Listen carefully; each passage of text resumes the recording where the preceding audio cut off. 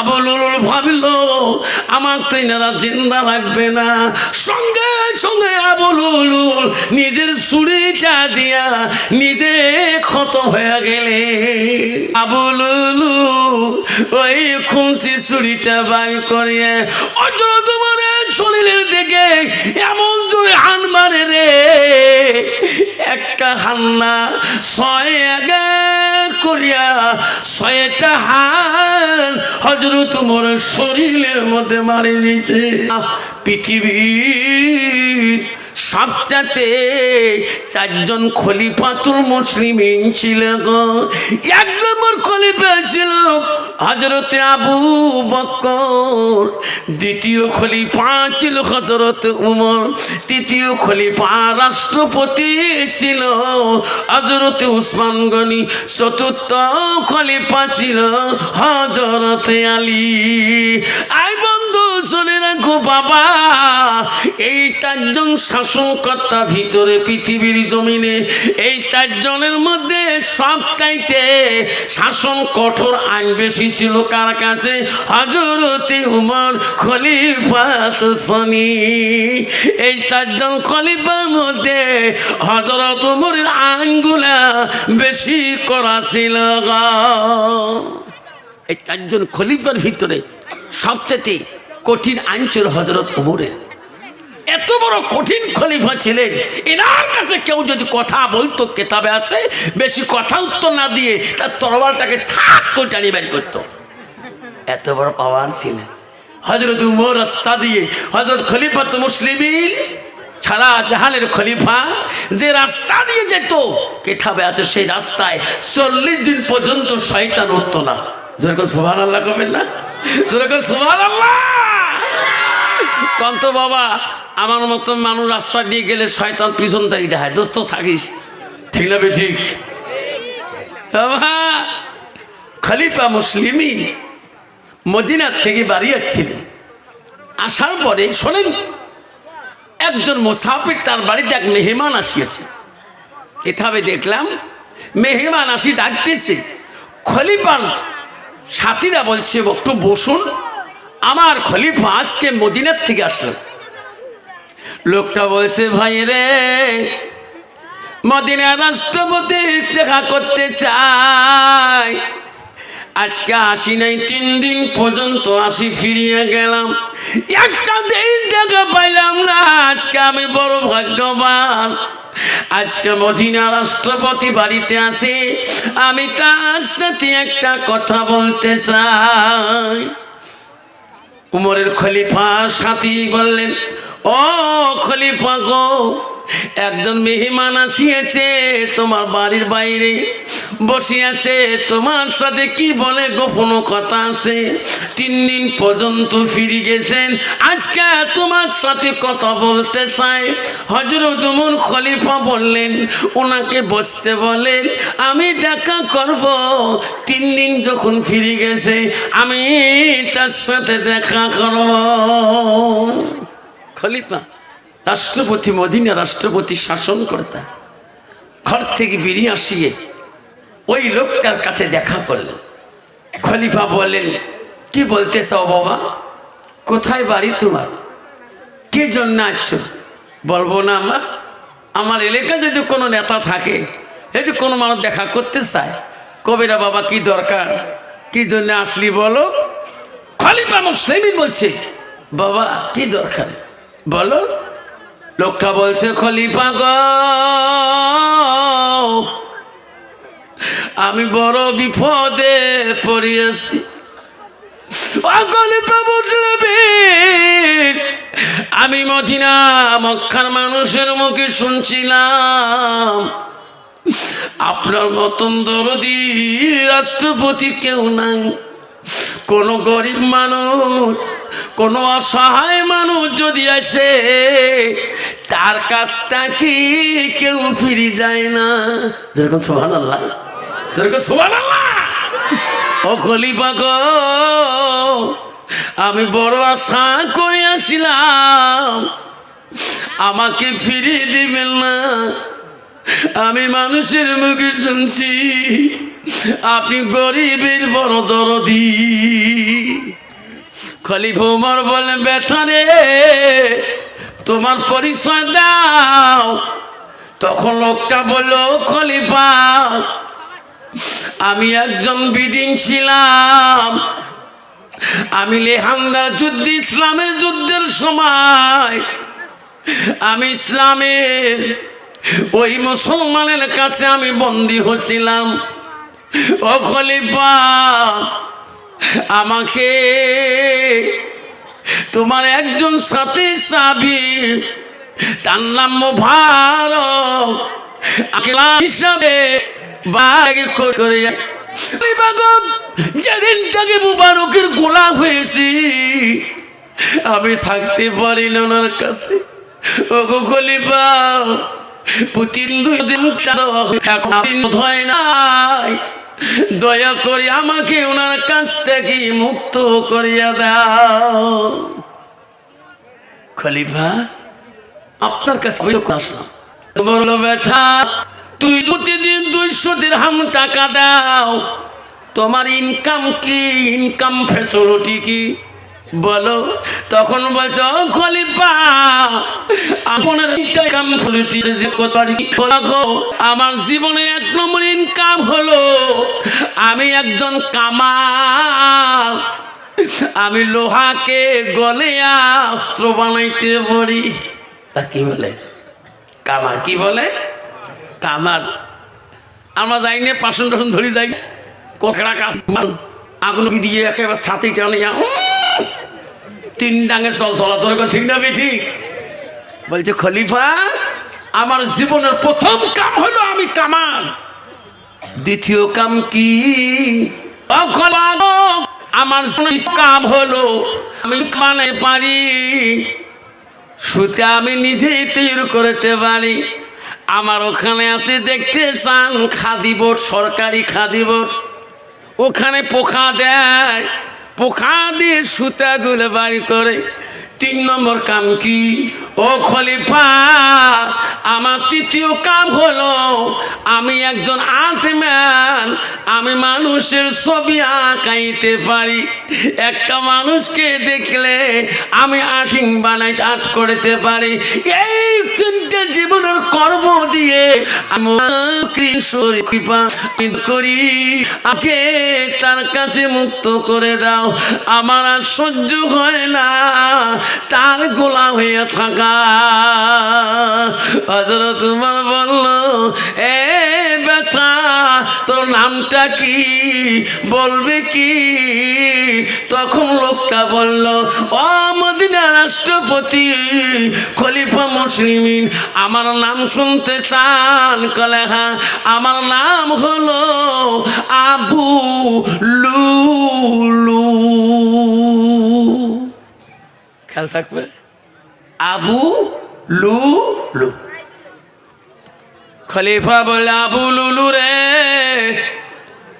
আমি মানুষের মুখে শুনছিলাম তুমি বলে একটা উচ্চ জাতের শিল্পী, শিল্প, তুমি বলে আকাশে উড়া কল বানাইতে পারো। আমি খলিফা ওমর, যত টাকা দিরহাম লাগে আমি তো দিয়ে দেব রে আবু লুলু। আমি হলাম মদিনার রাষ্ট্রপতি, আমার নাম হযরত ওমর, আমি মুবারকের কাছ থেকে তোকে মুক্ত করে দেব, তার আগে আমার আকাশে উড়া কলটা বানায়া দাও। আবু লুলুল বলো, সর্বনাশ, একটা আকাশে উড়ে একটা কল তৈরি করলে কয়েক বছরের দরকার, এই কোন শর্ত আমাকে দেয়?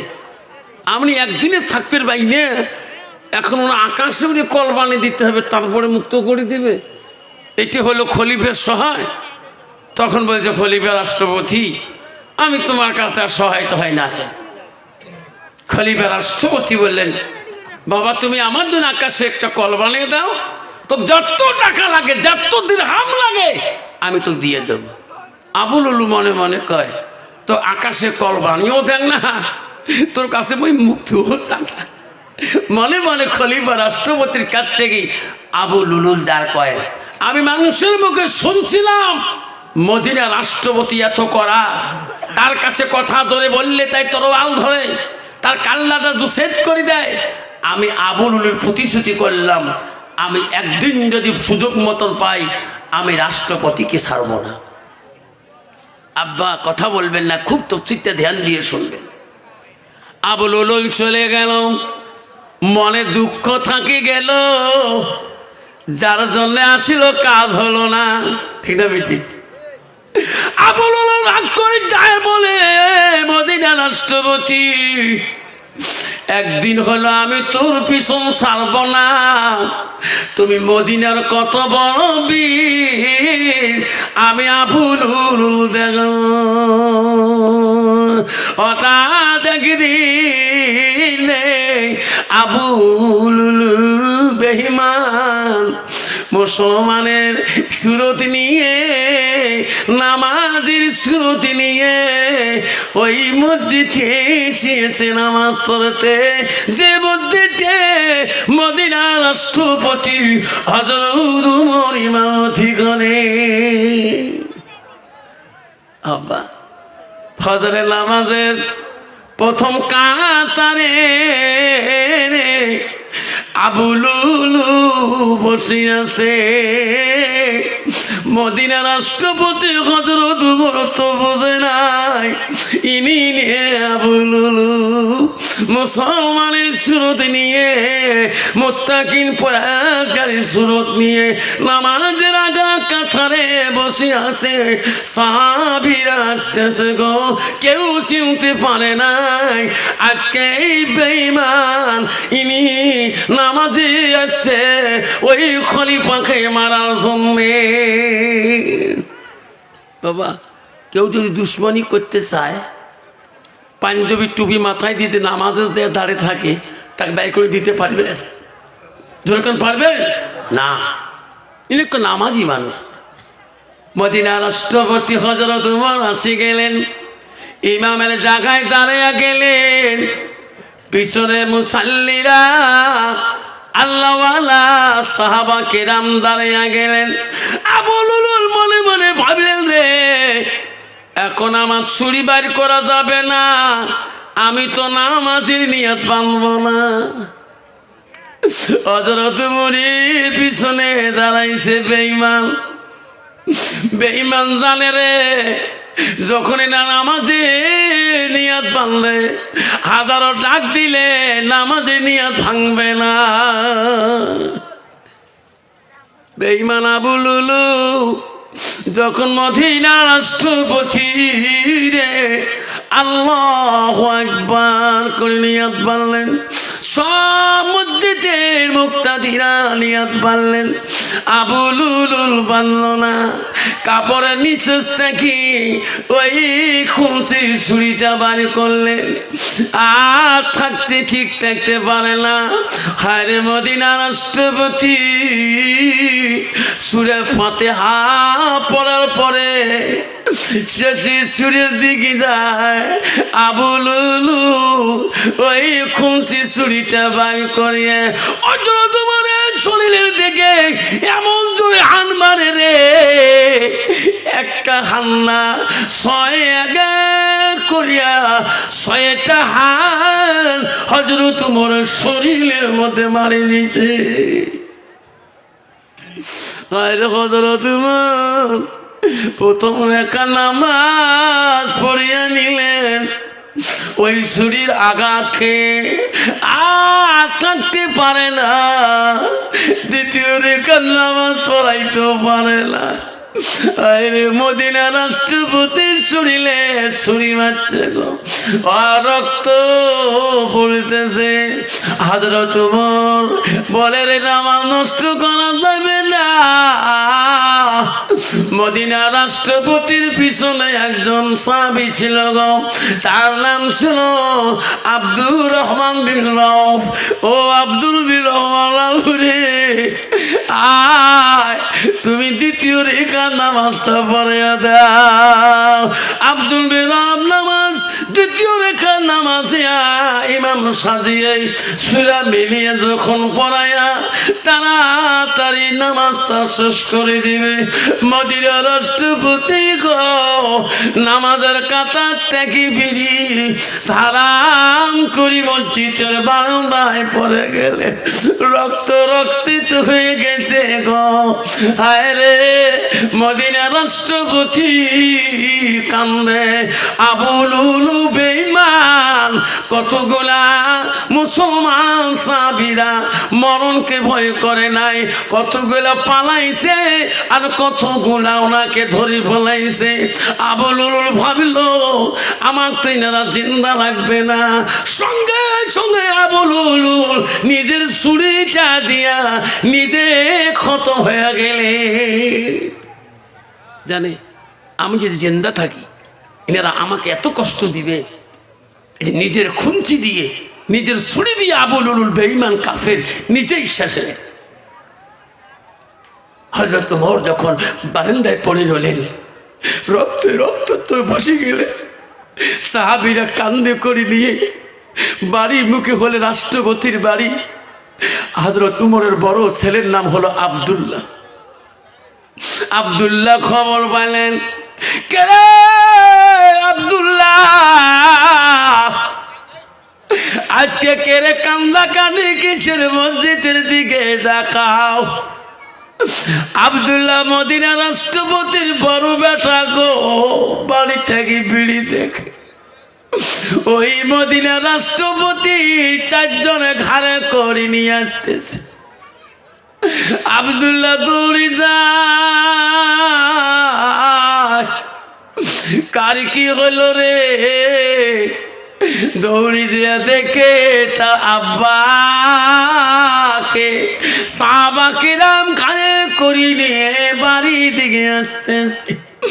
আব্দুল্লাহ ডাক মারে, আব্বা গো মদিনার এমন দুশ্মন নাই গো আব্বা, তোমার শরীরে আঘাত করা আজকে কে গো তোমার আঘাত করলো গো।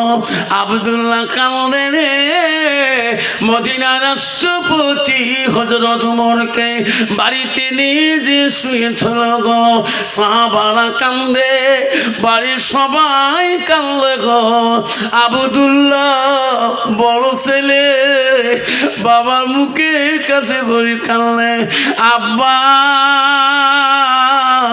বাড়িতে আসলে না তুমি আব্দুল্লাহ আব্দুল্লাহ করো, আব্বা তুমি একবার আব্দুল্লাহকে ডাকাও, আব্বা তুমি চোখ মেলি দেখো না কেন, আব্বা আমি তোমার বড় ছেলে আব্দুল্লাহ ডাকতেছি। আব্দুল্লাহ দেখে রে, বা চোখ মেলি দেখে না। আব্দুল্লাহ অস্থির হয়ে গেল রে, আর থাকতে পারে না রে, দৌড়ি গেলেন একজন বিজ্ঞ চিকিৎসকের কাছে, দিয়ে বলো চিকিৎসক কবিরাজ বাবু আমার বাড়িতে যাওয়া লাগে। কেন? আমার আব্বা সুস্থ, আমার আব্বাকে চিকিৎসা করা লাগে। আব্দুল্লাহ চোখের পানি দেখে বিজ্ঞ চিকিৎসক জ্ঞানী চিকিৎসক বলো, আব্দুল্লাহ রে কান্দিস না বাবা, আমি একজন চিকিৎসক পণ্ডিত, মানুষের চিকিৎসা করি। আয় রে অত জ্ঞানী চিকিৎসকটা আসিয়া গেলেন, আসি বলল, আব্দুল্লাহ রে বাবা কান্দিস না, আমি তোর আব্বা এখন চিকিৎসা শুরু করে দেব।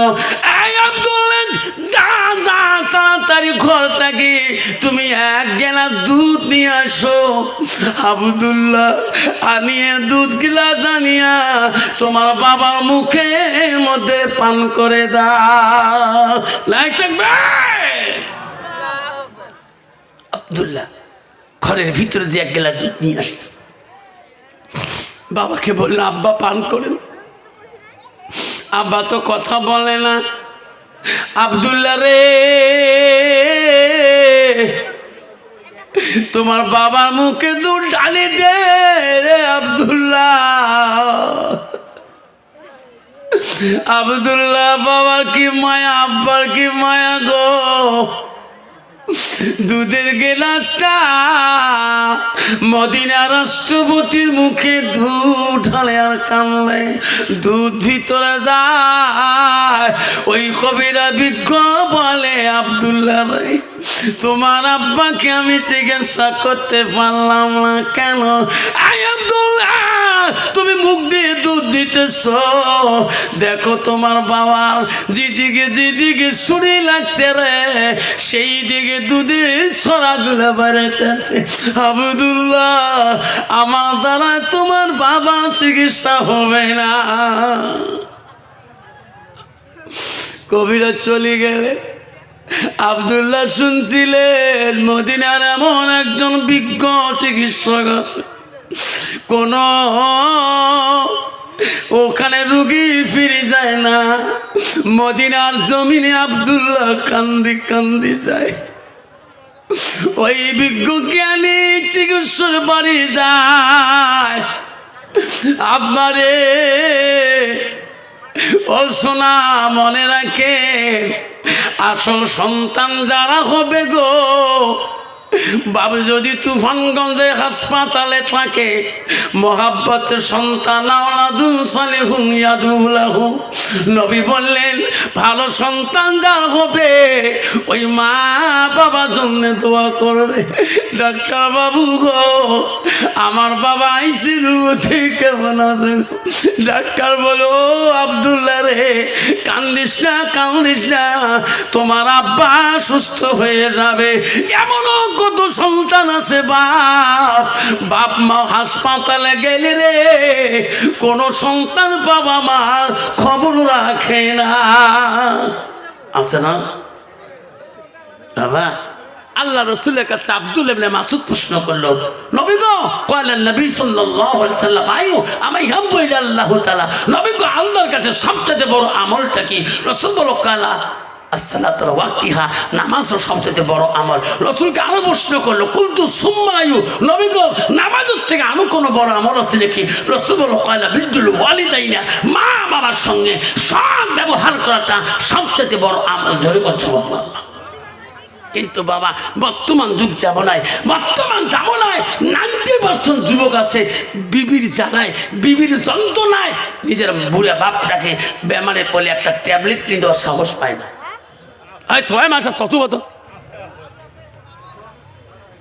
এমনও কোন সন্তান আছে বিবির যন্ত্রণায় বাবা মাকে একটা ট্যাবলেট আনি দিয়ে পায় না, বিবির যন্ত্রণায় মাকে একটা ঠান্ডা দিনের চাদর আনি দিতে পারে না, বিবির চালা যন্ত্রণায় বাবাকে একজোর পায়ের জুতে নিতে পারে না, আছে না বাবা? শোনা আমার মা বোনেরা, আমারা গো, ও মা, দিপুর পরের মা বোনেরা শুনে রাখো, ও মা বোনেরা, আল্লাহ রসুল বললেন ওই নারীটা হবে জান্নাতি। রসুল বলল, আলমার আতিদা সাল্লাত খামসাহা, যে মেয়েটা 5 ওয়াক্ত নামাজ পড়বে, ওয়াসামা শাহরহা, ওই মেয়েটা রমজানে রোজা করবে, ওয়াসালাত ফারজাহা, ওই মেয়েটা পর্দায় পুশিদায় থাকবে, ওয়াতা বালাহা, যে মেয়েটা স্বামীকে ভালোবাসবে, স্বামীর প্রেম অন্তরে থাকবে। রসুল বলল, ফাকাদ কলমানায় আবু আবের জান্নাতির সাত। নবী বলল, ওই নারীদের জন্য আল্লাহ 8টা জান্নাতের দরজা খোলা রাখবে। ও মা বোনেরা, আম্মারা যাবেন না বাবা, কষ্ট করবেন না, আব্বারে কেউ উঠবেন না, কোনো বাচ্চা উঠবেন না। আমি বলবো মদিনা রাষ্ট্রপতির ছেলে আব্দুল্লাহ মদিনার থেকে কেমন চিকিৎসক আনে, কেমন বিজ্ঞ জ্ঞানী চিকিৎসক আনে, দেখবেন ব্যথার কি আদর গো, মদিনা রাষ্ট্রপতির ব্যথা। আর বর্তমান ছেলেরা বাবার সঙ্গে কেমন আদর গো। বর্তমান যদি বাবা বিছনায় পড়ে, কত কোনো ছেলে নিজে বাবার মুখে দুধ দিছে, আঙুর দিছে, ফুলকি বাড়িও দেখে না, মাঝে মাঝে কেন সবগুলি বুড়ে মরে, এটা বুড়ে মরে না কেন, আছে না নাই? মদিনা রাষ্ট্রপতির ছেলে হরে আব্দুল্লাহ মদিনায় গেল গো। তুফানগঞ্জ ডাক্তার যদি না পায়, কুচবিহার নার্সিংয়ে নেয়, শিবম শুভম হাসপাতালে নার্সিংয়ে নেয়, আব্বা জয়লক্ষ্মীতে নেয়, সিলেটে কেনায়। ইনারা যখন সালেন্ডার হয়ে যায় শিলিগুড়ি পাঠায়, শিলিগুড়ির থেকে বাঙ্গালোর থেকে বিভিন্ন রাজ্যে ওই ডাক্তারগুলো রেফার করে না। আব্বা আসামের রুগী আসামের চেয়ে না করিয়ে নেপাল যায় কে? আসামও চোখের ডাক্তার নাই, 24 ঘন্টা নেপাল যাবা লাগছে। আব্বা মদিনা রাষ্ট্রপতির ছেলে ভাবলেন আমার বাবাকে সুস্থ করতে হলে যদি মদিনার জমিন যদি বহুদূর তাও ভাবে যাব। আব্দুল্লাহ মদিনার এক বিজ্ঞ জ্ঞানী চিকিৎসকের কাছে গেলেন। আব্দুল্লাহ বাড়ি খুঁজতে খুঁজতে গেলেন, বড় জ্ঞানী বিজ্ঞ চিকিৎসক। আব্দুল্লাহ বাড়ি পেয়া কান্দে। মদিনার চিকিৎসক বলে, ও বাবা কান্দো কেন? তোমার বাবার নাম কি? তোমার বাড়ি কোথায়?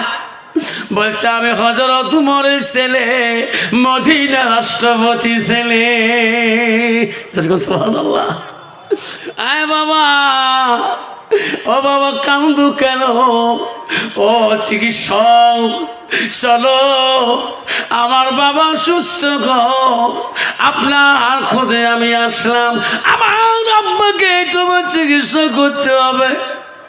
মদিনার চিকিৎসা বলো, আব্দুল্লাহ রে এত দূর তুমি আসছো আমার জন্য, চল আমি কেন যাব না? তোমার বাবার আমি চিকিৎসা করো। আব্বা মদিনা চিকিৎসক আবদুল্লাহ নিয়ে যায়। বাড়িতে যা দেখে কাঁদতেছে সবাই, আবদুল্লাহ কান্দে। মদিনা চিকিৎসক বলে, আবদুল্লাহ রে গোটায় রাস্তা তুমি কান্দিয়াছিলা। আবদুল্লাহ এখানেও যদি কান্দো আমি কেমন করি তোর বাবা চিকিৎসা করবো? আবদুল্লাহ ঘরে যা বাবা, ঘরে যা, করতে যা এক গিলাস তুমি আঙ্গুরের রস বানিয়ে আনি দাও, আমি তোমার বাবা চিকিৎসা শুরু করে দেব। এরকম সুবহানাল্লাহ। আব্দুল্লাহকে বললেন যাও ঘরে যাও, তোমার বাবার জন্য এক গিলাস আঙ্গুরের রস বানিয়ে আনো। আব্দুল্লাহ ঘরে যা এক গিলাস আঙ্গুরের রস চিবিয়ে আনলেন। আব্দুল্লাহ রে কি আনছো? আঙ্গুরের রস দাও, তোমার বাবাকে মুখের মধ্যে খেয়ে দাও, তারপরে চিকিৎসা করবো। আব্দুল্লাহ রে আঙ্গুরের রস মদিনা রাষ্ট্রপতির মুখে দেয়। চিকিৎসক বলে, আব্দুল্লাহ এত দূর থেকে আসলাম, তোমার আব্বা চিকিৎসা করতে পারলাম না। এই আব্দুল্লাহ তোমার বাবার মুখ দিয়ে রস গেতেছে, তোমার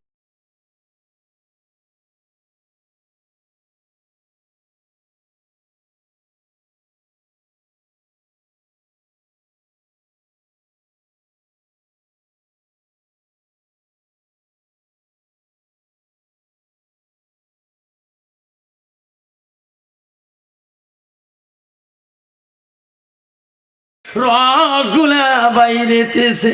আব্দুল্লাহ রে আমি পাবো না, তোমার আব্বা চিকিৎসা আমি করতে পারবো না। আব্দুল্লাহ কান্দি পাগল হয়ে যায়। বাবার জন্য কত চেষ্টা করলো রে। মদিনা রাষ্ট্রপতি চোখ খুলে দেখে, জ্ঞান ফিরি দেখে হযরত ওমর। আব্দুল্লাহ এক জায়গায় কাঁদতেছে, রাষ্ট্রপতির মেয়ে হযরতে হাফসা এক জায়গায় কাঁদলে। হযরত ওমরের একটা মেয়ে ছিল গো, তার নাম হলো হাফসা। মদিনার রাষ্ট্রপতি বলে মা হাফসা মা তুমি আমার একটা বেটি রে, কেন তুমি কাঁদছো রে বেটি? আয় আমার কাছে আয় রে মা, আমি চলে যাব মা, এই জগতে আর থাকতে পারি না। আয় রে বেটি আয়। হযরত উমরের মেয়ে হাফসা বাবার কাছে যে পরীক্ষা মনে ওই আব্দুল্লাহ আয় রে বেটা আয় আমার কাছে আয়। আব্দুল্লাহ রে আমার যাবার সময় হয়ে গেছে বাপ। ও বাপ তুই কাঁদিস রে, আমি চলে যাব। আজাইল আমাকে কিছুক্ষণ আগে সালাম দিয়ে গেল। এই জগৎ ছাড়ি যেতে হবে কিনা, এই জগৎ ছাড়তে হবে কিনা? আব্দুল্লাহ রে আব্দুল্লাহ আমার বাইতুল মালের ঋণ আছে রে আব্দুল্লাহ, বাইতুল মালের ঋণ গুলো তুমি পরিশোধ করবা। আব্দুল্লাহ আমি চলে যাব, আমি আর দুনিয়া থাকবো না। আব্দুল্লাহ হাফসা বেটি রে শোন মা, মা শোনো মা, আমি মহব্বত করি, আমি তো নবীর সাথে বিবাহ করে দিয়েছি। নবীজির 5 নম্বর স্ত্রী ছিল হযরত উমরের মেয়ে হযরতে হাফসা। মা বোনেরা আমারা গো, ও দীপুরমার মা বোনে শুনে নাও, নবীজির প্রথম বিবি ছিল হযরতে খাদিজাতুল কুবরা, দ্বিতীয় বিবি ছিল হযরতে সাউদা, তৃতীয় বিবি ছিল হযরতে মা আয়েশা আম্মাজান, চতুর্থ নবীর বিবি ছিল হযরতে জয়নব, নবীজির 5 নম্বর বিবি ছিল হযরতে হাফসা, নবীজির 6 নম্বর বিবি ছিল হযরত উম্মে সালমা, নবীজির 7 নম্বর বিবি ছিল হযরত উম্মে হাবিবা, নবীজির 8 নম্বর বিবি ছিল হযরতে মাইমুনা, নবীজির 9 নম্বর বিবি ছিল হযরতে সুফিয়া, নবীজির 10 নম্বর বিবি ছিল হযরতে রায়হানা, নবীজির 11 নম্বর বিবি ছিল হযরতে মারিয়া। ও মা বোনেরা, নবীজির একটাকি 11 জন বিবি জীবনে চলে যায়, কোন বিবির দ্বারায় আমার নবী জীবনে কষ্ট পায় নাই। যেরকম সুবহানাল্লাহ কন্ত বাবা, বর্তমান যুগের নারীর দ্বারা স্বামীরা কষ্ট পায় না? না পায়? পায় না? কত পায়, কত বউ নাকর ঢিকে স্বামীর, ঠিক না বেঠি? আনা টানা নাকর ঢিকেই ফেলায়, বউ কইসনি কি আফসার মাল নাচছে, বউ ওই দেখো নাকর ঢিকে কথা তুলছে, বা কলছে সাঁত করে উঠছে, ইয়ে কী করছো না করে যে মানে কি মোর বিলাস আনে নাই, তো এমন করছো কিনকিনেটা দেয় নাকর নাচছে, নাক ফাড়ি অত গেলে গেলে করে বউ তুই কোষ এলে ওর শরীর কলজাকে ধাক ধাক করে বউ তুই কোষ কে ওই মাঝে মাঝে ঢিকি ফেলেছিস না বাবা? কত মেয়ে আছে বাবা স্বামী ঢিকে ঘুরিয়ে, সত্য কথা কত বাবা। কোনো মানুষ যদি বউ যদি নাকে ডাকে ঢিকি ফেলায়, ঠেঙা দিয়ে ডাঙাই ফেলায় বা খন্তা দিয়ে ডাঙাই ফেলায়, উনি যা কালীবাড়িতে কবে মোর বউ ডাঙাইছে, যখন কবে না বাবা মুশকিল জামানা বাবা। নারী জাতি ভীষণ জাতি, যদি নারী না হয় এলেমের হতি, ঠিক না বেঠি? আল্লাহ রসুল বললো ওই মেয়েটার ভিতরে আল্লাহর কোরআন থাকতো, নবীর হাদিস থাকতো, ওই মেয়েটা কোনোদিন স্বামীর সাথে অহংকার করতো না। ও মা বললো শুনি রাখেন মা, আম্মারা শুনি রাখেন, রসুলের স্ত্রী 3 নম্বর ছিলেন কে? হযরতে মা আয়েশা সিদ্দিকা আম্মা জান। জোরে বলুন সুবহানাল্লাহ। মা হযরতে মা আয়েশা সিদ্দিকা কি ছিল? মদিনার প্রথম রাষ্ট্রপতির মেয়ে। হযরত আবু বকরের মেয়ে ছিল। মা আবু বকর 2টা মেয়ে ছিল। 1 নম্বর মেয়ে ছিল হযরতে আসমা, আর 2 নম্বর মেয়ে ছিল হযরতে আয়েশা সিদ্দিকা। ও মা হযরতে আয়েশা ছিল কোরআনের হাফেজা। যেরকম সুবহানাল্লাহ, যেরকম সুবহানাল্লাহ। আর বর্তমান যুগের নারী হয়েছে ঝগড়ির হাফেজা, ঠিক না বেঠি? হ্যাঁ, কি ঝগড়া করে বাপ, স্বামী কালা করতে করতে কাউটু গোলাম পর্যন্ত কয়, কয় না? এই পাকা দাও, পাগলা ডাক বাবা মা যদি ভালো হয় মেয়ে ভালো হবে, মেয়ে যদি ভালো হয় রে বা ভালো হবে, মাস্টার যদি ভালো হয় ছাত্র ভালো হবে, ছাত্র যদি ভালো হয় রে মাস্টার ভালো হবে, ইডি যদি ভালো হয় ফার্মা ভালো হবে, ফার্মা যদি ভালো হয় রে ইডি ভালো হবে। এমন জাতের কচু আছে অল্প জালে সিদ্ধ হয়, এমন জাতের মেয়ে আছে অল্প কথায় বুঝিয়া পায়, এমন জাতের কচু আছে অল্প জালে সজে না, এমন জাতের মেয়ে আছে অল্প কথায় বোঝে না। বাপ ভালো তা ছেলে ভালো, মা ভালো তা জি, গাই ভালো তা বাছুর ভালো, দুধ ভালো তা ঘি। যেরকম ঠিক না বিঠে বাবা নারীকে বিয়ে করো, নারীর গুণ দেখে বিয়ে করো, তাহলে জীবনে শান্তি পাবা। এক ব্যাপার চিকিৎসা করিবে গেছে, কোনো ডাক্তারের চিকিৎসা পায় না, লাস্ট চীন থেকে চায়না থাকিয়ে সব দেশে তাকে শুনছে যে কুচবিহারে বড় ডাক্তার আছে ওই রোগের, যে আগর সিরিয়াল নম্বর নিচ্ছে, যে 1 নম্বর টোকন নিয়ে ডাক্তার যেই গেছে যে কইছে স্যার কোনো দেশে বাকি তুলুন না স্যার, সব ডাক্তার খালি ভিজিট নেয় আর খাই, একটা রোগ ভালো করে পায় নাই। ডাক্তার কাছে এই বেটা তো রোগ কি কম, স্যার মোর রোগ হয়েছে মোর বউয়ের সাথে বনে না। কি কইছে স্যার মনে মনে কয়ে মোরও তো এই বেমার, মোর বউ হচ্ছে চোখের ডাক্তার, মুই হচ্ছে হাটের ডাক্তার, মোর বউ থেকে 3 তলা মুই থাকুন নিচতলা, বেমার হইলে না হয়। বাবারে টাকা পাওয়া যায়, কোটি টাকার মালিক হওয়া যায়, ওই স্বামী স্ত্রী যদি মা বোনেরা শুনে রাখো, স্বামী স্ত্রী যদি ভালোবাসা না থাকে, কোটি টাকা ঘর থাকলে শান্তি পাবা না। শান্তি পাবে না। আব্বা আমার মা বোনেরা শুনে রাখো, আমা গো নবীজি স্ত্রীর মা আয়েশা বাড়িতে আসিলে আয়েশা অস্থির হয়ে গেত। কিতাবে আছে নবী খানা তাড়াতাড়ি আয়েশা দিত, নবী আয়েশার সাথে আয়েশা খানা দিত।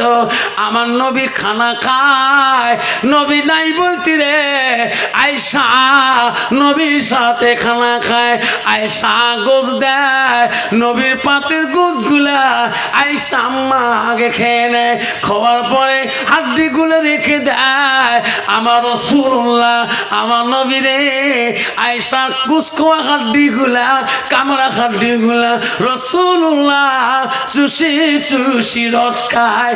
আয়েশা যেদিকে পানি খায় ছোট লাগে, আমার নবী সেই দিকে পানি খায়।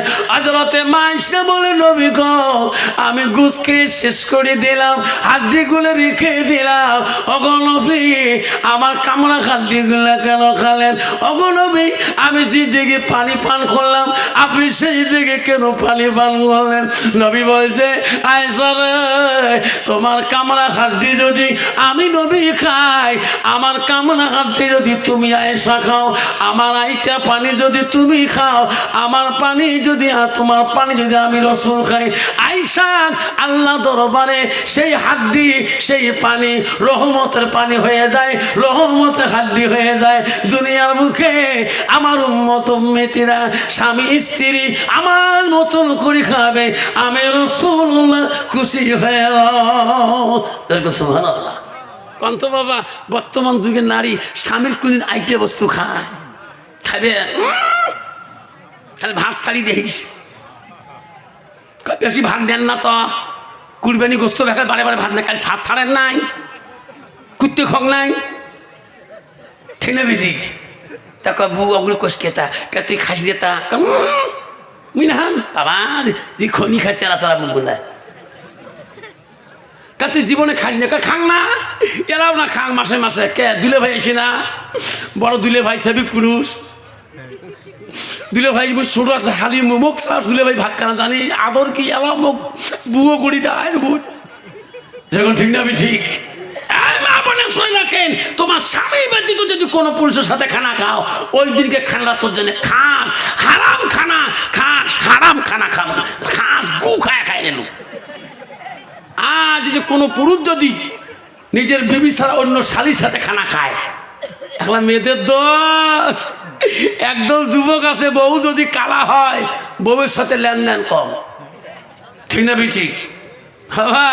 এই যুবক, ওই মামা শ্বশুরের বেটি, ফুবে শ্বশুরের বেটি, তাওয়াই শ্বশুরের বেটি, দই সিটের মাক্কা মাকি, যেরকম, ঠিক না বেটি? এই যুবক মনে রাখিস, তোর বিবি ছাড়া যদি কোনো মেয়েদের সাথে খানা খায়, ওই দিন তোর জন্য খানাটা খাস হারাম, খাস হারাম, খালু সেই খালু। আর যদি বিবির সাথে খানা খাস, একটা করে শূন্য জিন্দা হবে, যেরকম সুবহানাল্লাহ, যেরকম সুবহানাল্লাহ। একটা করে সুন্নতের কত বড় দাম। আর যদি বিবির সাথে খানা খান, তাহলে মোহাম্মত বেশি পাইতে হবে। আল্লাহ বলো বাবা, হযরত ওমর খলিফাতুল মুসলিমিন ছেলে আব্দুল্লাহকে ডাক মারলো, মেয়েকে ডাক মারলো হাফসা, আব্দুল্লাহ রে, আমি তো মদিনা থেকে বিদায় নিয়ে চলে যাব। আব্দুল্লাহ, আজকে আমার জন্য তুমি একজনের কাছে সাহায্যের জন্য যা। হাফসা গো বেটি, তুমি আমার পক্ষ হয়ে একজনের কাছে তুমি সাহায্যের জন্য যা। মদিনার রাষ্ট্রপতি মেয়ে বলে, আব্বা তুমি মদিনার রাষ্ট্রপতিও, আমি একজন রাষ্ট্রপতির মেয়ে হয়ে কার কাছে সাহায্য আনতে যাবো? কইছে বেটি রে, রে বেটা আব্দুল্লাহ, তোমরা যতক্ষণ তার কাছে সাহায্য আনবেন না, অতক্ষণ আমি তোমার অপেক্ষা হয়ে যাবো। হযরত হাফসা বলে, আব্বা গো, কার কাছে সাহায্য আনবো? আপনি মদিনা রাষ্ট্রপতি, আমি হলাম মদিনা রাষ্ট্রপতির মেয়ে। তখন ওমর খলিফা বলছে, এ হাফসা, বিশ্ব নবী রাসূলুল্লাহ স্ত্রী মা আয়েশার কাছে যাও, আয়েশার কাছে সাহায্য চাও। হযরত হাফসা বলো, আব্বা, হাফসা বল, আব্বা কিসের সাহায্য চাবো? কইছে বেটি রে, আমি রাষ্ট্রপতি হইতে পারি রে। ওই মা আয়েশাকে বলিও, নবীজি যেখানে শুয়ে আছে, যে জায়গায় কবর হয়েছে, নবীর পরে আয়েশার আব্বা আবু বকরের কবর হয়েছে। ও হাফসা রে, আবু বকরের পরে জায়গাটা খালি হয়ে আছে।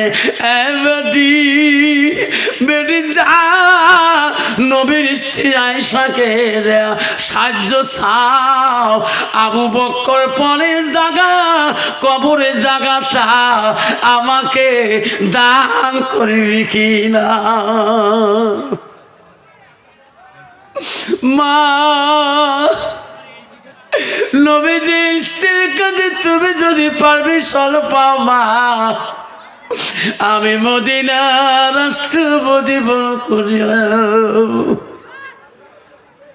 হযরতে হাফসা নবীজি স্ত্রী আয়েশা আম্মাজানের কাছে যায়। আয়েশা বলে, হাফসা রে, কান্দিস না, আমার মহব্বতের আব্বা কবরে চলে গেছে রে, তোর আব্বা একদিন কবরে যাবে, কান্দিস কা? হাফসা বলছে, ও বোন, তুমি হলো নবীজির 3 নম্বর বিবি, আমি হলাম নবীজির 5 নম্বর বিবি।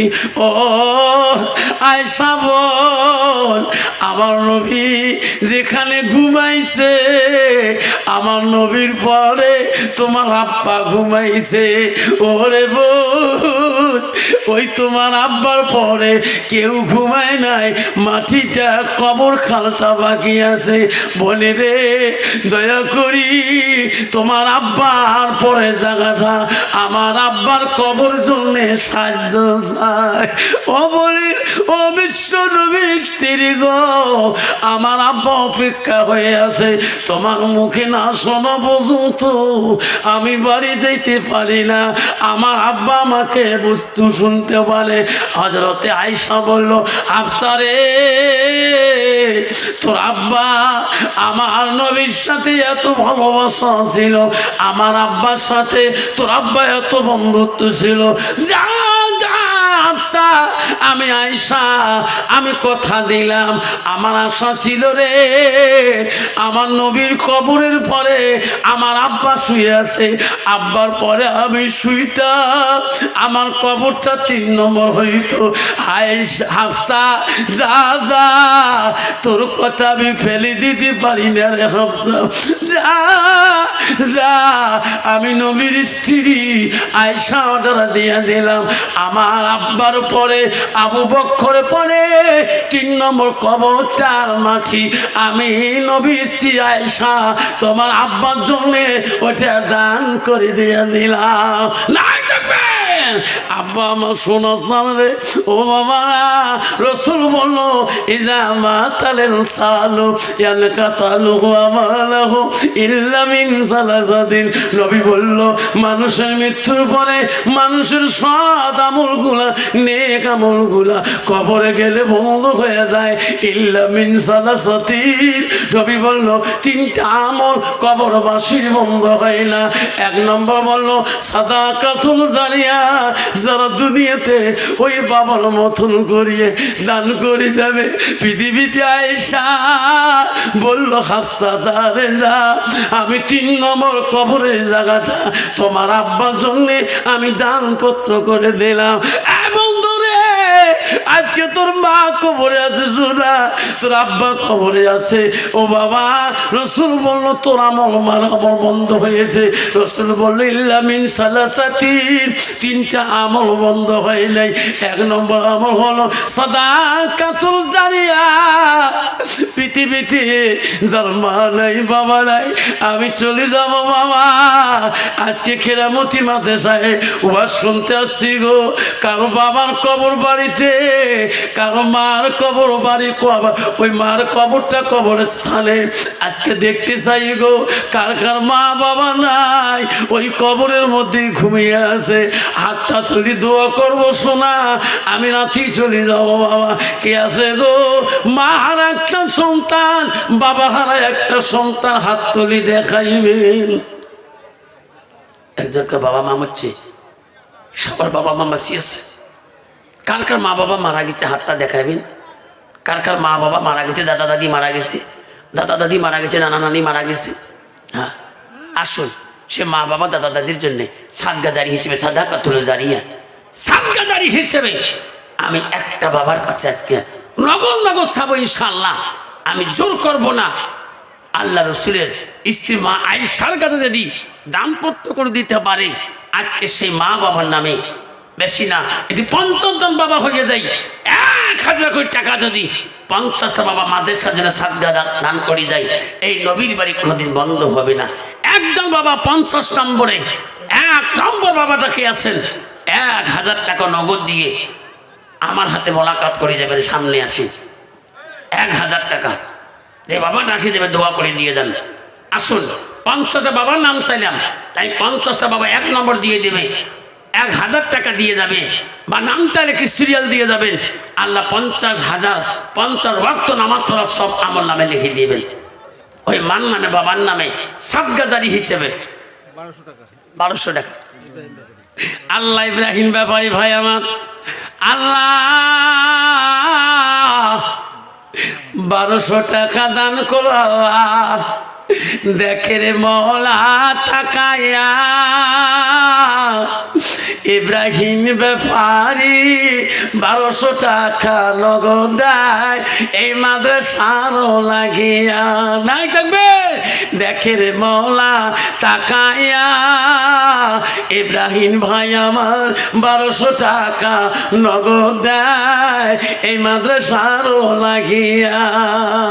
দানকারীর দান আল্লাহ করিনিও রেজিস্টার, দানের বদলে মওলা বানাইও ইমানদার, দানের বদলে মওলা বানাইও ইমানদার।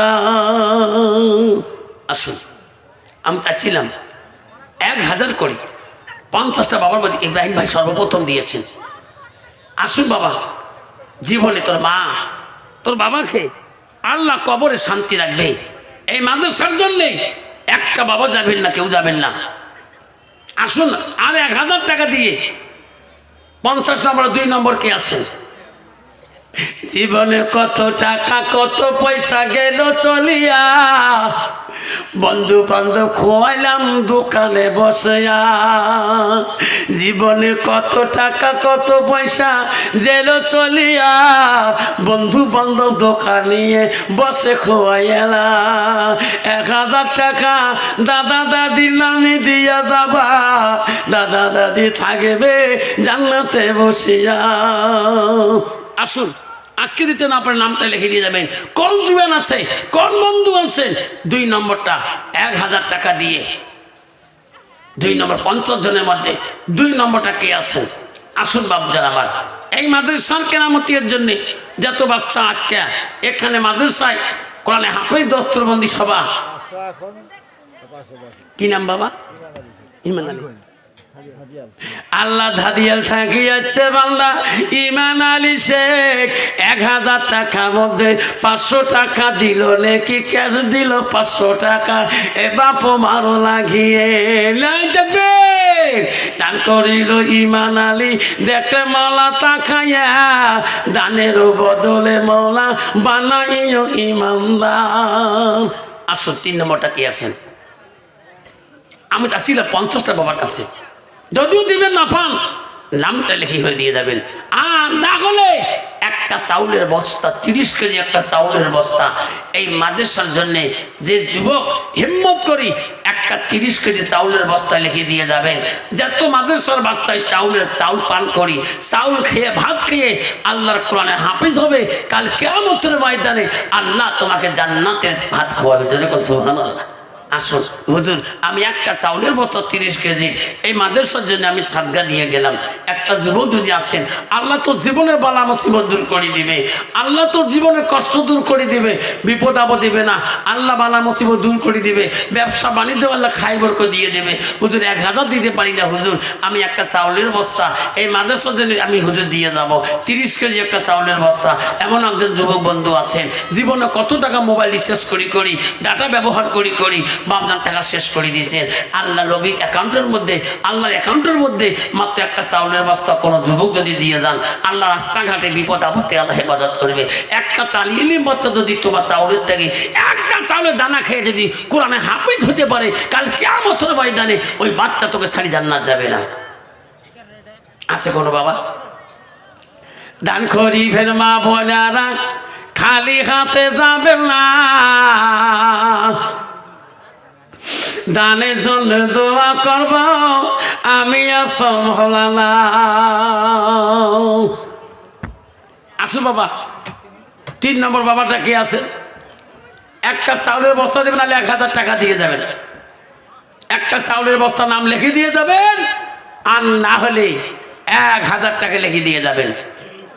দানকারীর দান আল্লাহ করিনিও রেজিস্টার, দানের বদলে মওলা বানাইও ইমানদার। আপরে আসুন, একটা চাউলের বস্তা এই নবীর বাড়ির জন্যই যত বাচ্চা মাদ্রাসায় ইলম শিখি কোরআনে হাফেজ হতেছে, একটা হাফেজ বাচ্চাকে এই মাদ্রাসার বাচ্চাগুলো এক সাঞ্জে খাওয়ার জন্যে একটা যুবক যদি একটা চাউলের বস্তা লিখে দিয়ে যান, দেখতে পাবেন এক সাঞ্জে বাচ্চা যদি শান্তি মতন খায়, আল্লাহ তো দুনিয়াতে শান্তিতে রাখবে। একটা বাচ্চা যদি মাদ্রাসার শান্তি মতন এক সাঞ্জে খানা খায়, তোমার চাউল থেকেই আল্লাহ দুনিয়াতে বালা মুসিবতে হেফাজত করবে। যে হুজুর আমি একটা চাউলের বস্তা 30 কেজি একটা চাউলের বস্তা হুজুর আমি মাদ্রাসার জন্য সাদকা জারিয়া করে দেব। আছে কোনো বন্ধু? জোর করব না, আসুন একটা বাবা আসুন। আর 1000 টাকা 3 নম্বর বাবাটা কে আছেন? কি নাম বাবা? জিন্নাত আলী ভাই আমার কত আছে ভালো, 1 বস্তা চাউল দিবে মাদ্রাসার লাগি। দেখে মনে তাকাইয়া জিন্নাত আলী ভাই আমার এই মাদ্রাসার 1 বস্তা চাউল দিল লেখিয়া। লাই থাকবে, আসুন জিন্নাতের মতন করি। আর একটা চাউলের বস্তা কোন বন্ধু আছেন? আসো কোনো বাবা? ও খোদা তোমার ডাকিতে জানি না, ডাকের মতন ডাকিলে খোদা কেমনে শোনে না। বাদশা গজ্জনীর একজন গোলাম ছিল, হাফসি গোলাম ছিল।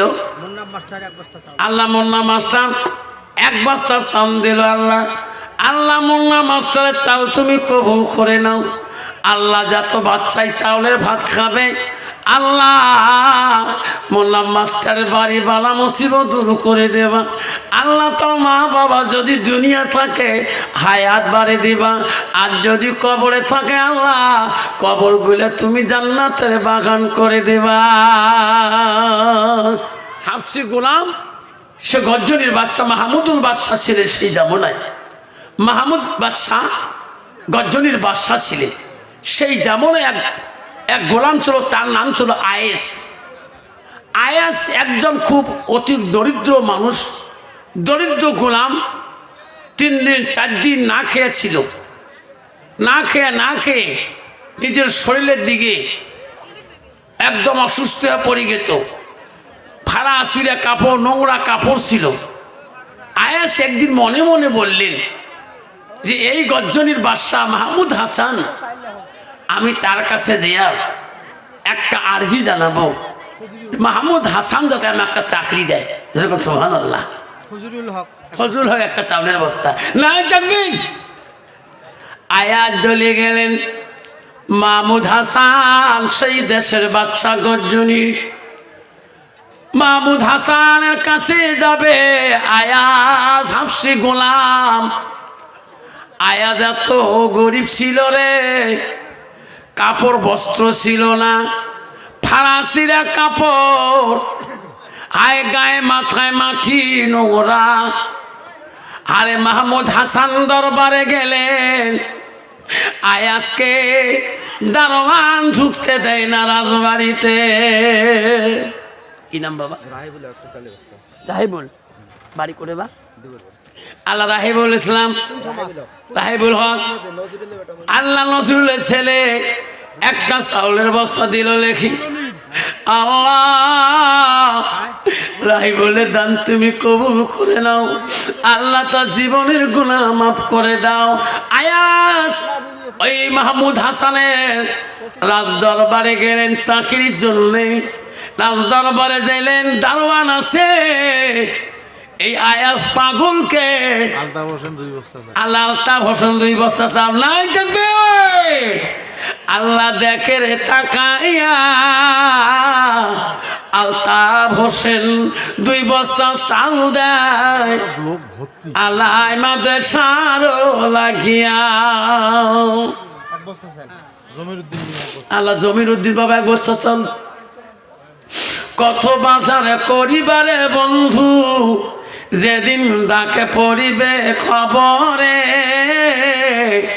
সেদিন বুঝবা আছি আমি কোন জগতে। কতই মার্কেট করিবার বন্ধু, সবার বাড়ি আসিয়ে, যেদিন যাবা কবরের বন্ধু, সেদিন বুঝিবে। নূর হোসেন 1 বছর চাও।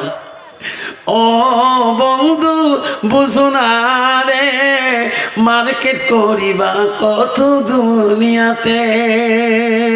ওরে মানুষ তুমি কেমন করি ঘুমাও, যদি ফজর হয় কাজা। কি নাম বাবা? নূর আর মনি। কয় বস্তা? 2 বস্তা। নাই দেখবে দেখে রে মহলা তা খাইয়া নূর আর মনি 2 জন মিলি 2 বস্তা চাল দেয় এই মাদ্রাসার লাগি। দান করিবেন মা বোনেরা, খালি হাতে যাবেন না। দানের জন্য দোয়া করব আমি আবসাল মৌলানা। গজনীর বাদশাহ দারোয়ান মাহমুদ হাসানের যে দারোয়ান আছে, আয়াজ পাগলাকে রাজবাড়িতে ঢুকতে দেয় না। কন্ত বাবা, যে মানুষটা পাগলা, গায়ে কাপড় নাই, পাগলা, চুল টুল ডুসকা ফুসকা, দারোয়ান রাজবাড়ি ঢুকতে দিবে? দিবে না। ফারুক হক 1 বস্তা চাউল নগদ দিয়েছে। আল্লাহ দেখে রে তাকায়া ফারুক হক 1 বস্তা চাউলের মূল্য নগদ দিল বুঝিয়া। আরে আয়াজকে ধাক্কা মারি বাড়ি করে দিল দালাল। পাগলা রে, জানো না এটা মাহমুদুল হাসানের রাজবাড়ি। বাদশা দেখলে কি বলবে? আর আয়াজ ওই দিন দারোয়ানে ধাক্কা খেয়ে বাড়ি চলে গেল। দ্বিতীয় দিন আয়াজ আবার বাদশাহ মাহমুদুল হাসানের দেখা করবে। আমি বাদশার কাছে চাকরি নেব, আমার সুখে চলবে, আমার কষ্ট হবে না, আমার সুখের জীবন বানাবো। কিন্তু বাদশার দারোয়ান তো বাদশার সাথে দেখা করতে দেয় না। দ্বিতীয় দিন আয়াজ পাগলা গেল ওই গজনীর বাদশাহ মাহমুদুল হাসানের রাজ দরবারে। দ্বিতীয় দিন ওই দারোয়ান আরে এত মারি দিয়ে দিল যে গত রাতের পাগলাটা, গত দিনের পাগলা আজকে হচ্ছে রাজবাড়িতে গালা ধাক্কা মারি লাঠি দিয়া পিঠিয়ে ওই আয়াজকে ওই দারোয়ান তাড়াইয়া দিল। গজনী বাদশাহ মাহমুদ হাসানের রাজ দরবারে ঢুকতে দেয় না।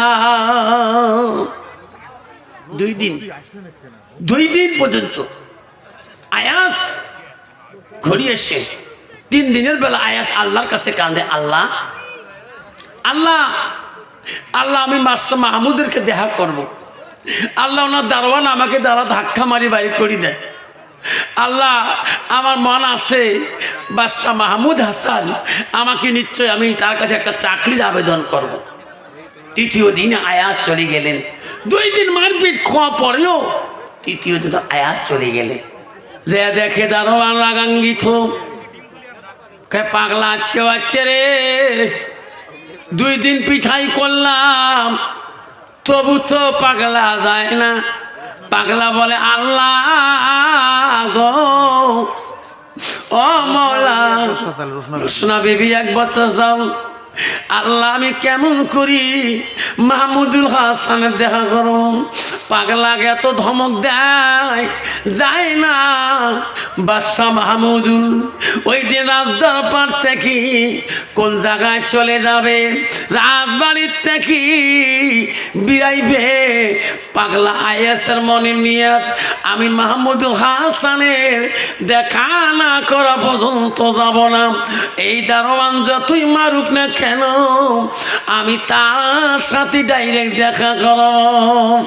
আয়াজ রাজবাড়ির চতুর্দিকে ঘোরে, কিন্তু দারোয়ান জায়গা দেয় না, সারা জায়গায় ডাঙে বেড়ায়।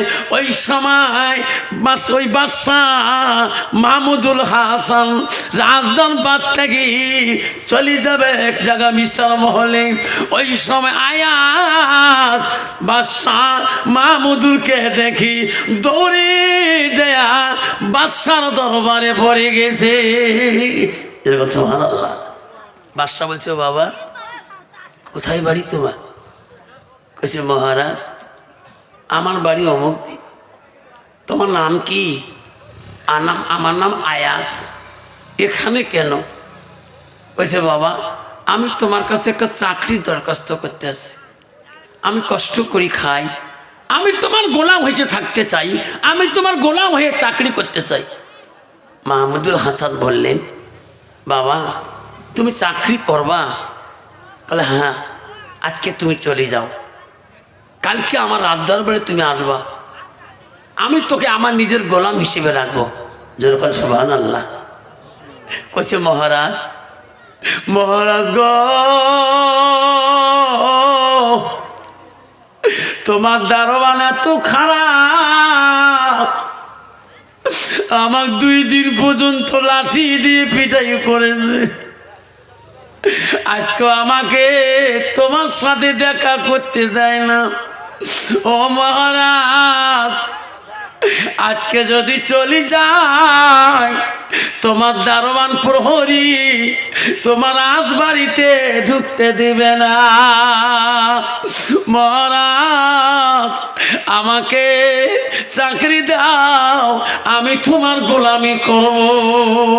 মাহমুদুল হাসান বললেন, এ আয়াস, কথা দিলাম আমি মাহমুদুল হাসান, তুমি আজকে চলে যাও, কালকে তুমি আমার বিচার মহলে বহুত মানুষ আসবে, আমি সবাইকে বলি যাব, কোন দারোয়ান কোন প্রহরী তোমাকে কেউ বাড়ি করে দিতে পারবে না, আমি তার আগে তো ওয়ার্নিং দিয়ে যাব। যেরকম সুবহানাল্লাহ। আয়াত চলে গেল বাড়ি। তৃতীয় দিনে রাজ দরবারে আসতেছে আয়াস, আয়াস যখন ঢুকতে চায় ওই প্রহরী আয়াসকে পিটতে যায়। খবরদার, ঢুকপুরে রাজবাড়িতে বিভিন্ন দেশের মানুষ বসিয়েছে, পাগলা জোগলা লোক, নোংরা কাপড়, নোংরা পোশাক নিয়ে মাহমুদুল হাসানের দেখা করতে যাও। কইছে ভাই, বাদশাহ আমাকে কথা দিয়েছিল তো, বাদশাহ আমাকে বলছিল তো আজকে দেখা করতে বলছিল। খান থেকে বাদশাহ আওয়াজ পাইছে, সুবহানাল্লাহ, কেরে পাগলক কেরে ধমক দেয়। বাদশাহ মাহমুদুল বলছে, প্রহরী কাক ধমক দাও? পাগলটাকে আয়াসকে আমার কাছে নিয়ে আসো। সুবহানাল্লাহ। মাহমুদুল হাসান আয়াস পাগলাকে তার সামনে বসে নিল। ওরে প্রহরী, আরে সেনাবাহিনীরা বলেন সর্বনাশ, আমার মাহমুদুল হাসান এত দামি বাদশা গো, একটা পাগলা চুগলাকে গাঢ় করে জায়গা দেয়। সবাই বলে মহারাজ তোমরা এই পাগলকে সামনে বসাবেন না, তোমার নাম সব দেশে আছে। ও মহারাজ, বাদশাহ হারুন রশিদের মতন তোমার দাম, নওশাদ জমিদারের মতন তোমার দাম। ও মহারাজ, এই পাগলকে তোমার সামনে রাখিলে দেশের মানুষ তোমাকে খারাপ বলবে। মাহমুদুল হাসান বলছে, এ প্রহরী সেনাবাহিনীরা, তোরা বুঝো না আমি এই আয়াস পাগলাকে আমার নিজের গোলাম হিসাবে বানিয়ে রাখবো। যদি কোন সুবহানাল্লাহ। কোজে মহারাজ এই নোংরা সোংরা কাপড় নিয়ে থাকবে, তোমরা একজন এত বড় বাদশা, কইছে তোমরা ভালো কথা বলছো, আমি তোমাদের কথা মানি। যদি না নোংরা পোশাক হয়, তোমরা গাও মাথা পাগলা চুগলা, তোমরা যাও, প্রহরীরা যাও, এই আয়াস পাগলাকে নিয়ে যায় গোলাপ জল দিয়ে গোসল দিয়ে আনো। সুবহানাল্লাহ কবেন না? আমি মাহমুদ হাসান আইন করে দিলাম, আয়াস পাগলাকে নাও, গোলাপ জল দিয়ে গোসল করে আনিয়া, সুন্দর পোশাক পরে আনিয়া আমার সিংহাসনের এক সাইডে আমার পাশে বসে রাখো, আমি আয়াসকে আমার গোলাম হিসেবে রাখে দেব। আল্লাহ পাগলা আয়াসকে নিয়ে গেলেন, গোলাপ জল দিয়ে গোসল করে দিয়ে সুন্দর পোশাক পরিয়ে রাজ দরবারে বসে রাখলেন। আয়াসকে নিয়ে বাদশার সব সেনাবাহিনী দুশ্মন হয়ে গেলেন। কিরে, যে লোকটাকে আমরা রাজ দরবারে ঢুকতে দেই নেই, যে লোকটা আমরা পিঠাই করেছিলাম, যে লোকটা আমরা পথ দেই নেই, আজকে বাদশাহ মাহমুদুল হাসান সেই পাগলাকে নিজের রাজ সিংহাসনের সামনে বসাইল। সবাই মনে মনে দুঃখিত। মাহমুদুল হাসান বুঝি পেয়েছে আয়াজকে আমি বেশি ভালো পাওয়ার জন্যে আজকে আমার সেনাবাহিনীরা আমার উপরে খুব দুঃখিত। মাহমুদ হাসান বলছে যে আমার প্রমাণ করতে হবে, কিন্তু আজকে আয়াজকে আমি ভালোবাসি কেন? আল্লাহ বলছে যে গরিবকে ভালোবাসা, আমি তাকে ভালোবাসি। আয়াজ গরিব হতে পারে, আয়াজ একটা দরিদ্র হতে পারে, আয়াজ একটা পাগলা হতে পারে, কিন্তু আমার মাহমুদুল্লাহর কাছে খুব দামি মানুষ। এনি আল্লাহ আল্লাহ জোরে তো সুবহানাল্লাহ। আয়াজ, আয়াজ রে, আয় তোকে আমি অত্যন্ত ভালোবাসি রে আয়াজ। এই পাগলা আয়াজ, আয় রে আয়াজ, তো একটা প্রমাণ করো। ওদিন মাহমুদুল হাসান তার মন্ত্রীকে ডাক মারল, মন্ত্রী রে কি দেখো তো এটা কি? এটা মথির পেয়ালা, কত দাম হবে রে মন্ত্রী? কইছে মহারাজ, ও বাদশার সেকেন্ডারির জামুনায় যেমন একটা মথির পেয়ালার দাম, এই পেয়ালাটা বড় রাজবাদশাদের দাম। এই মথির পেয়ালাটা তোরা কেমন পছন্দ করেন? আমার কাছে বড় পছন্দ। সেনাবাহিনীরা এই মতির পেয়ালাটা তোমার কাছে কেমন পছন্দ? সবাই কইছে মহারাজ খুব দামি জিনিস, এত বাদশাহ জমিদারের বাড়িতে থাকে, এই মতির পেয়ালাটা। বাদশাহ বলল সেনাবাহিনীরা এই মতির পেয়ালাটা যদি ভাঙি যায় তাহলে ক্ষতি কতটুকু হবে? মহারাজ বহুত ক্ষতি হয়ে যাবে, তোকে যদি ভাঙতে বলি তুমি ভাঙবা না? না মহারাজ, আমি তোমার ওই দারোয়ান ভাঙবো না, আমি তোমার মন্ত্রীও ভাঙবো না। এই মতির পেয়ালা ভাঙলে বাদশাদের বড় সম্পদ চলে যাবে। সবাই মতির পেয়ালাটা ভাঙার জন্যে সবাই একটু দিদার মনে করে, ঠিক না ঠিক? এত দামি বস্তু বাদশা কয় কি ভাঙা যায়? তখন বাদশা বলছে আয়াজ, তোর কাছে মতির পেয়ালাটা কেমন? বলছে মহারাজ বড় দামি। হায় আয়াজ, তোর কাছে দামি? বলে হ্যাঁ। সবাইকে ভাঙতে বললাম, কেউ ভাঙতে সাহস পায় না, ভয় পায়, দামি সম্পদ। আয়াজ রে, আমি মাহমুদ হাসান বললাম যদি মতির পেয়ালাটা দামি হয়, আমি যদি তো ভাঙার আদেশ করি। যেই কছে ভাঙার আদেশ করলাম, আরে আয়াজ পাগলা, এত সুন্দর মতির পেয়ালাটা এক হাসরে একদম টুকরা করে দিলে। সেনাবাহিনী বলে পাগলা রে, আল্লাহ কি করে গেলা? আমরা কেউ সাহস পাইলাম না, এই এক হাসতে ভাঙি দিল। এটা কোন পাগলা? কি নাম বাবা? দেখে মাওলা তাকায়া রুহুল আমিন এক বস্তা চাউদায় এ মাদ্রাসার লাগিয়া। মতির পেয়ালা ভাঙলেন পাগলা আয়াজ। বাদশা বলো আয়াজ, কোন সেনাবাহিনী আমার এই মতির পেয়ালা ভাঙার সাহস পেলে তুই ভাঙলি কেন? আয়াজ বলছে মহারাজ, আমি ভাঙলাম কেন তোমাকে খুলেই বলবো। ও মহারাজ, এই মতির পেয়ালা পয়সা হলে কিনে পাওয়া যাবে, কিন্তু তোমার আদেশ যদি অমান্য করে কিনে পাওয়া যাবে না। পাওয়া যাবে? মহারাজ গো, এই মতির পেয়ালাটাকে তোমার হুকুম বড় দাম।